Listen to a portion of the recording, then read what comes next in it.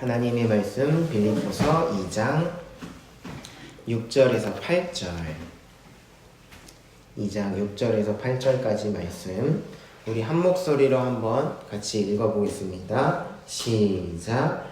그는 근본 하나님의 본체시나 하나님과 동등됨을 취할 것으로 여기지 아니하시고 오히려 자기를 비워 종의 형체를 가지사 사람들과 같이 되셨고 사람의 모양으로 나타나사 자기를 낮추시고 죽기까지 복종하셨으니 곧 십자가에 죽으심이라. 아멘. 하나님께서 죄와 비참함 가운데 살아가고 있는 사람들을 버려두지 아니하시고 구속자를 통해서 건져내셨다. 구속자 그리고 구원의 자리에 이르게 하셨다라고 우리가 지난주에 살펴봤습니다. 그저 건져서 그냥 둔 것이 아니라 하늘에 앉히셨다. 예수님과 함께 하늘에 앉히셨다라고 했습니다. 우리의 구원은 전적으로 하나님, 전적으로 100% 하나님의 은혜이고 우리는 오고 오는 세대에 하나님의 풍성하신 은혜, 아름다운 덕을 선포하는 삶을 살아야 한다라고 했습니다. 오늘은 21문인데요. 21문에서는 누가 그 구속자가 될 수 있는가? 하나님이 보내신 구속자는 누구인가? 구속자의 조건이 무엇인가에 대해서 이렇게 말씀을 합니다. 우리의 구속자는 누구인가? 21문입니다. 제가 질문 읽고 답은 같이 읽겠습니다. 하나님께서 선택하신 자들의 구속자는 누구입니까? 답은 같이 읽습니다. 시작. 하나님께서 선택하신 자들의 유일한 구속자는 주 예수 그리스도이신데 그는 영원하신 하나님의 아들로서 사람이 되셨고 한 위의 양성을 가지신 하나님이시요 사람이셨으며 영원토록 그러하십니다. 네, 이렇게 말씀합니다.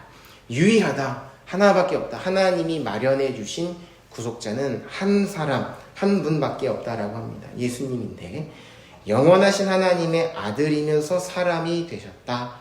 이것을 반드시 명확하게 우리가 마음에 새겨야 되는 거죠. 한 위, 삼위일체 이렇게 하죠. 우리는 사람은 인격이라고 하는데 하나님은 위격 이렇게 다르게 표현을 합니다. 양성을 가지신 하나님이시요 사람이셨으며 영원토록 그러하십니다. 그래서 히브리서에서는 우리와 같이 되셨기 때문에 우리의 모든 고통을 체휼하신다. 공감하신 하나님. 하나님은 우리의 처지를 잘 모르셔. 우리의 고통을 모르셔. 하나님은 하나님이시니까.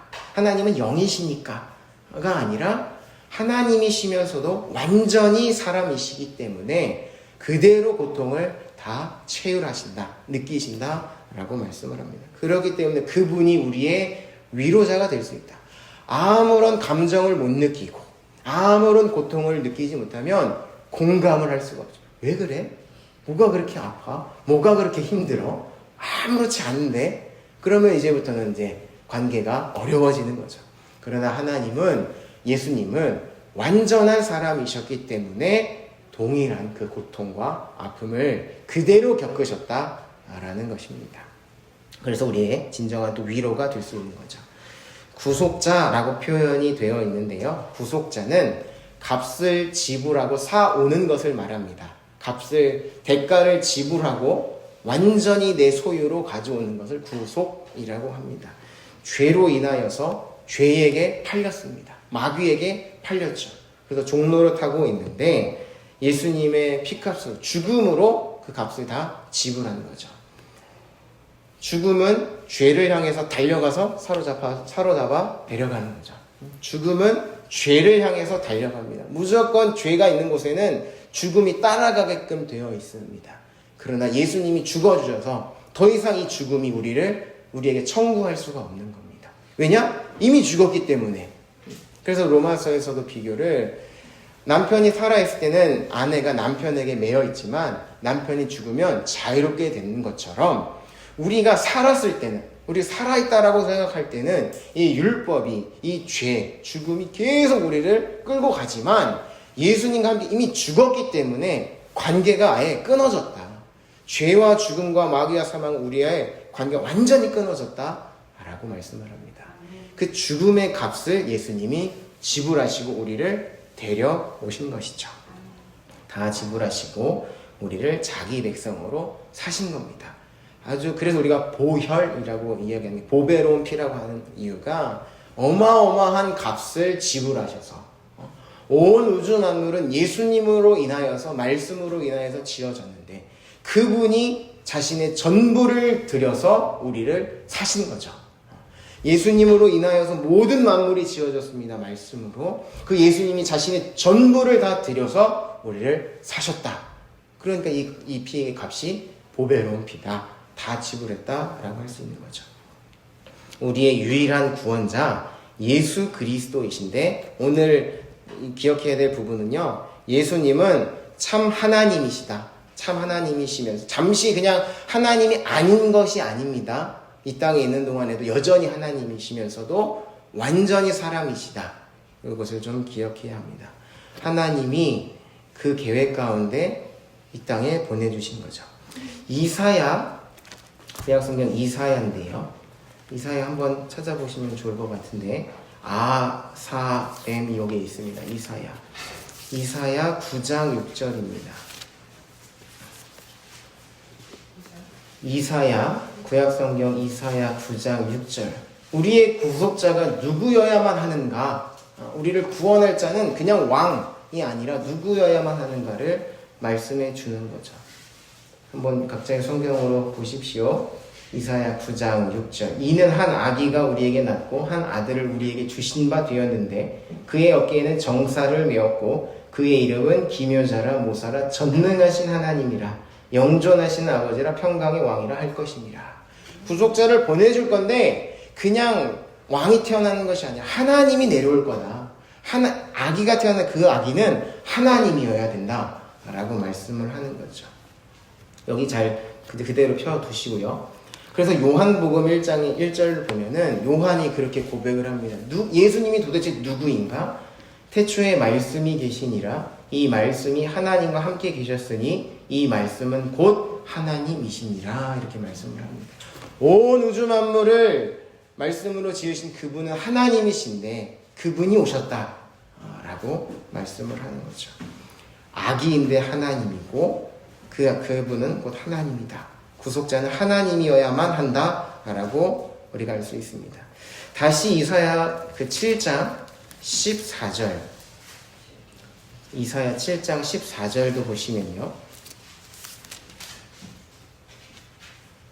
그러므로 주께서 친히 징조를 너에게 주실 것이라. 보라, 처녀가 잉태하여 아들을 낳을 것이요 그의 이름을 임마누엘이라 하리라. 이렇게 말씀을 합니다.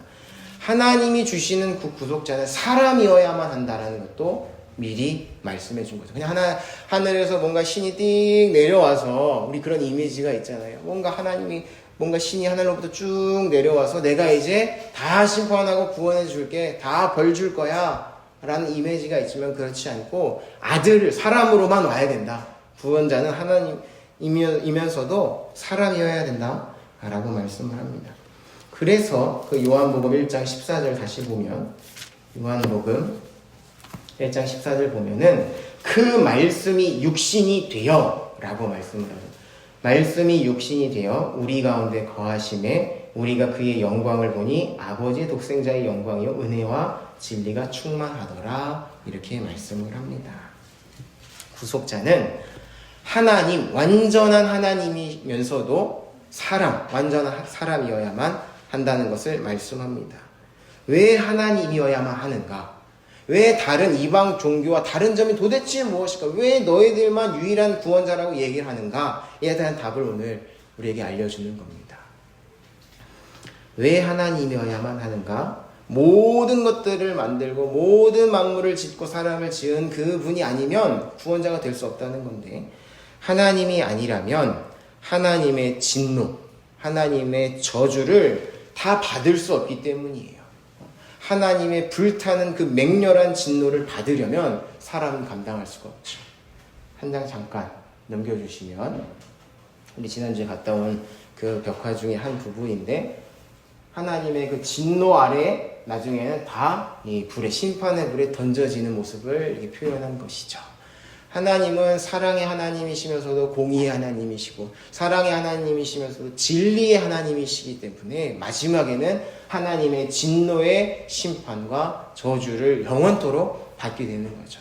그거를 사람은 감당할 수가 없기 때문에 대신 받으려면 그냥 용서해 주는 것이 아니라 대신 받으려면 하나님이어야만 가능하다라는 것입니다.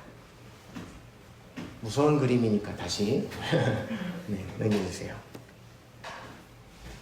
그래서 요한복음 3장 36절 보면요, 예수님을 믿는 사람은 이미 그 진노에서 벗어나고 믿지 않는 자에는 그 머리 위에 진노가 있다라고 말씀을 합니다. 예수님이 이미 다 받으셨기 때문에, 예수님이 다 모든 진노와 저주를 받으셨기 때문에 우리 머리 위에는 없다라는 거예요. 신명기 28장 복과 저주장인데요, 복에 대한 말씀보다 저주에 대한 말씀이 더 길게 돼 있어요. 이걸 어떻게 다 지켜? 이거 하나하나 다 지키고 다 어기면 다 벌을 받는데 이거 어떻게 되나? 그렇게 느껴지죠. 그러나 오히려 그 저주에 대한 구절이 길면 길수록 그 모든 저주로부터 우리가 자유하게 되었기 때문에 더 좋은 겁니다. 우리한테 주어졌어요. 우리가 원래 지켜야 되는 것들이에요. 그러나 지킬 수 없는 게 훨씬 많죠. 제대로 지키지 못하는 게 훨씬 많아요. 그 목록이 많으면 많을수록 내가 받아야 될 모든 저주는 이미 다 받으셨다. 이미 우리가 진노가 물러갔다라는 것을 또 우리가 알 수가 있습니다. 이처럼 하나님의 진노와 저주, 심판을 받으시고 사람의 죄값을 모두 치르시는 것은 죄 없으신 하나님만 하실 수 있는 거다. 일단 무조건 신이어야 되는 거예요. 사람으로부터는 나올 수가 없다, 절대로. 그 부분이고요. 다른 한편으로 구속자는 또한 사람이어야만 한다. 내가 신이다, 신성만 높이는 경우가 있습니다. 그러나 신으로만 안 되는 겁니다. 완전히 사람이어야 한다라고 합니다. 하나님께서는 왜냐? 사람과 언약을 맺으셨고 사람이 언약을 깨뜨렸기 때문이에요.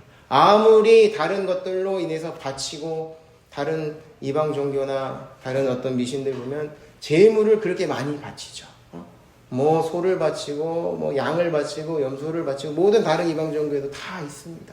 그러나 히브리서에 아무리 많은 황소와 제물을 드려도 그 죄값을 다 지불할 수가 없다.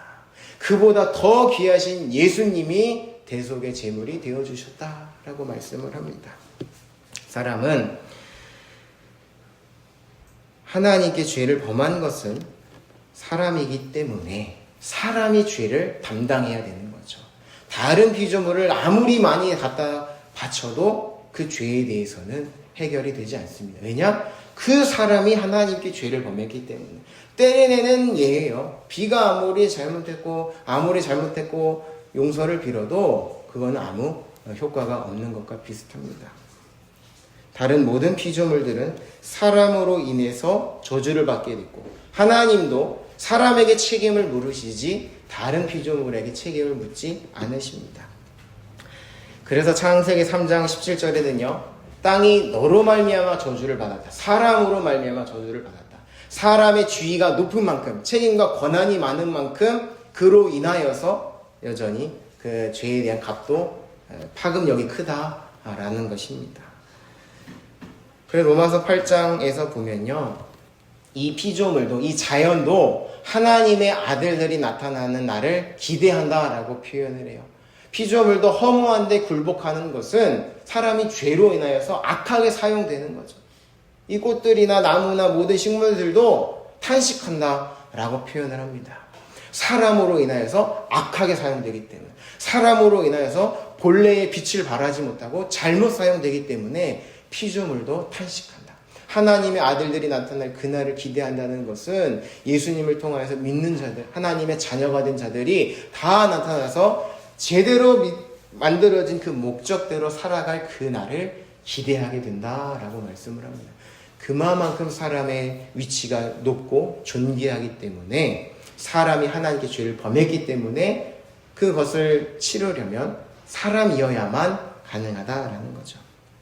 언약을 깨뜨린 당사자가 사람입니다. 그렇기 때문에 우리의 구원자 왜 예수여야만 하는가? 하나님이면서 사람이기 때문에 잠깐이 아니라 100% 사람, 100% 하나님, 그 존재만이 우리의 구원자가 될 수 있습니다. 그래서 창세기 9장에서는 사람이 피를 흘리면 그 사람이 피를 흘리게 될 것을 말씀합니다. 사람은 하나님의 형상대로 지음을 받았기 때문입니다. 이단들은 예수님에 대한 잘못된 이해가 다 이단이라고 보시면 돼요. 이단이 무슨 차이인가? 이걸 기독론에 대한 오류라고 하는데, 기독론. 예수님에 대해서 어떻게 믿는가에 따라서 이게 다 나눠집니다. 왜 천주교랑 우리가 다른가? 예수님에 대한 이해가 달라서 그런 거예요. 그리고 예수님을 궁극적으로 바라보지 못하게 하는 것들이 너무 많기 때문에 우리가 경계를 하는 겁니다. 물론 사입이다, 이건 이단도 아니다, 사입이다, 아니면 다른 종교다, 뭐 그렇게 평가하시는 분들도 있고, 뭐 구원이 없다라고 하시는 분들도 있지만, 예수님에 대해서 부정하는 것은 아닙니다. 그러나 여러 가지 루트를 통해서 예수님을 집중하게 하는 것이 아니라 오히려 보지 못하게 하는 것들이 많기 때문에 저는 개인적으로 이렇게 추천하지 않는 것이죠. 이렇게 원색적인 비난은 하지 않지만 결국에 궁극적으로 예수 그리스도를 주목하게 하고 붙잡게 하지 않는데 굳이 그것을 옹호할 필요는 전혀 없는 것이죠. 이단들 예수님을요, 우주를 창조하기 전에 가장 먼저 창조된 피조물로 생각합니다. 그게 바로 이 여호와의 증인입니다. 예호바의 쇼닝이라는 것은 예수님에 대해서 어떻게 믿고 있는가? 예수님 훌륭하다, 예수님 선지자다, 뭐 여러 가지 다 있지만 가장 먼저 창조된 뛰어난 피조물이라고 이렇게 믿고 있죠. 그러나 이 땅에 우리 죄를 담당하시려고 오신 예수님은 영원전부터 하나님이다. 영원전부터 하나님이라는 것을 우리가 굳게 믿어야 됩니다. 1장 1절에 우리가 아까 읽은 것처럼 요한복음 태초에 말씀이 계시니라, 이 말씀이 하나님과 함께 계셨다 라고 이렇게 말씀합니다. 여기서 태초는 모든 만물이 있기 전, 영원 전부터 예수님은 하나님이셨다 라고 하는 겁니다. 왜 어떠한 구절로 처음 태어난 피조물이라고 하는가? 골로새서 1장 15절 말씀인데요. 그는 보이지 아니하는 하나님의 형상이시요 모든 피조물보다 먼저 나신 이시니 라는 구절이 있어요. 그렇기 때문에 예수님도 그냥 하나님이 만드신 존재다, 하나의 피조물이다, 이렇게 이야기를 하는데, 먼저 나신 것의 여기서의 의미는 첫 번째 아들, 진정한 참된 아들이라는 것을 의미합니다. 상속자를 의미해요. 예수님이 상속자이다. 우리도 하나님의 사랑으로 인하여서, 예수님의 대속으로 인하여서 상속자, 하늘 기업, 천국 기업 받는다라고, 기업은 유산인데 상속자가 되었다라는 것을 의미합니다. 이 문맥과 의도와 비유를 알지 못하면 그대로 그냥 이게 예수님은 신이 아니구나, 하나님 만드신 분이구나 라고 착각을 하게 되는 거죠. 두 번째는 가현설이라는 것이 있어요. 우리 눈에 볼 수 있도록, 우리 눈에 진짜 오신 게 아니라, 진짜 태어나신 것이 아니라 눈에 볼 수 있게끔 이렇게 보여지게 된 것이다 라는 주장이 있습니다. 물리적으로 오신 것이 아니라, 육체가 있는 것이 아니라 우리가 느낄 수 있도록, 볼 수 있도록 온 거다라는 거죠. 그러나 예수님, 누가복음 우리가 본 것처럼 지혜가 자라고 키가 자라셨다라고 했어요. 40일 금식한 후에 줄이셨다. 육체를 가지고 계시기 때문에 줄이셨다. 너무 피곤하셔서 주무시기도 하고 잠시 우물가에 앉아 계시기도 하시고, 십자가에서는 목이 마르다 라고 이렇게 말씀하기도 하셨습니다.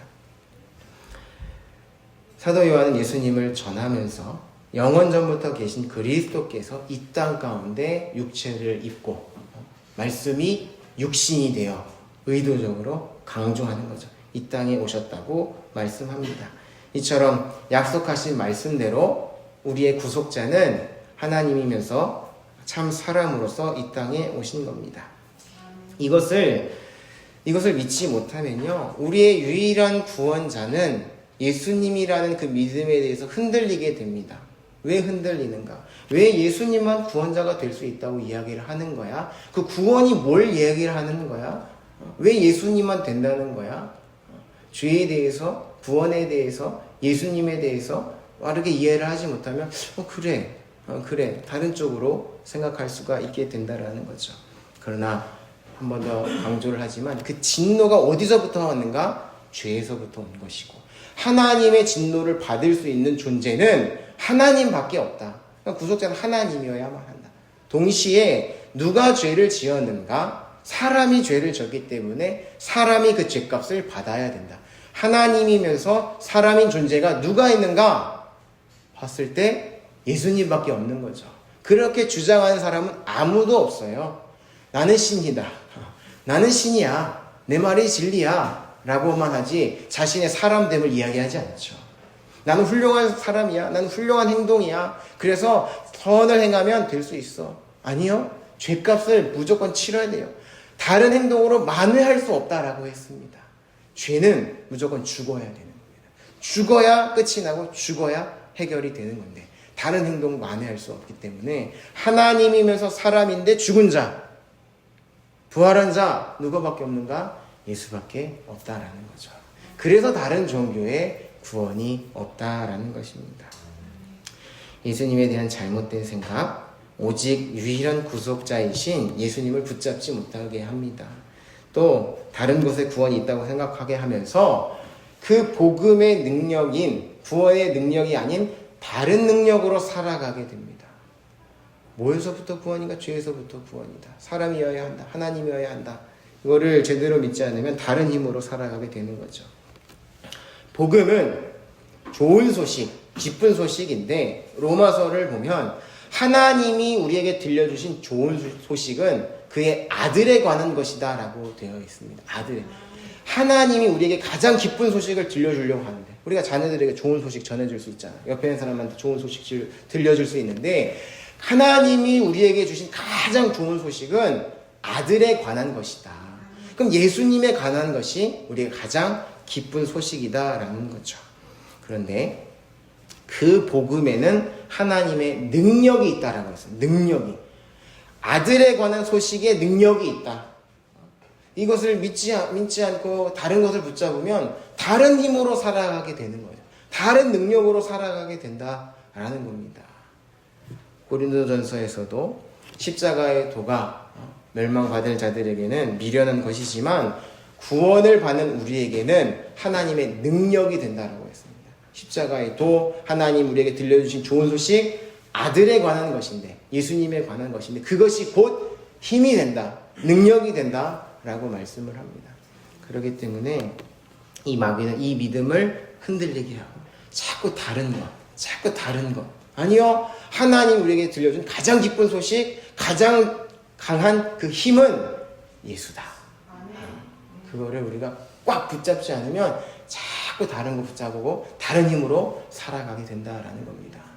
여러분, 하나님을 믿으신다면, 하나님의 전능하심을 믿으신다면, 하나님의 선하심과 하나님의 인자하심과 하나님이 우리의 사랑을 믿으신다면 하나님 우리에게 주신 그 예수님, 그것을 우리가 다른 것이 아니라 그걸 꽉 붙잡아서 주님이 주신 은혜로 살아가는 그러한 우리가 되기를 간절히 바랍니다. 기도하겠습니다. 하나님, 우리의 구속자 오직 예수님이라는 것 다시금 살펴보았습니다. 반드시 하나님이셔야만 우리의 진노를 다 받으실 수가 있으시고 반드시 사람이어야만 우리의 죄값을 다 담당할 수 있다는 것 우리가 살펴보았습니다. 우리 살리시기 위하여서 가장 기쁜 소식, 좋은 소식, 복음을 우리에게 들려주셨는데 우리가 그분의 그 아들 되신 그 예수님을 꾹 붙잡고 믿음으로 살게 하여 주옵소서. 다른 곳에 힘이 있는 것이 아니라, 다른 곳에 능력이 있는 것이 아니라 예수 안에 능력이 있음을 믿고 우리를 사랑하시는 그 하나님의 마음을 의지하여서 주님께 간구하는 삶 살게 하여 주옵소서. 감사드리며 예수님 이름으로 기도하옵나이다. 아멘.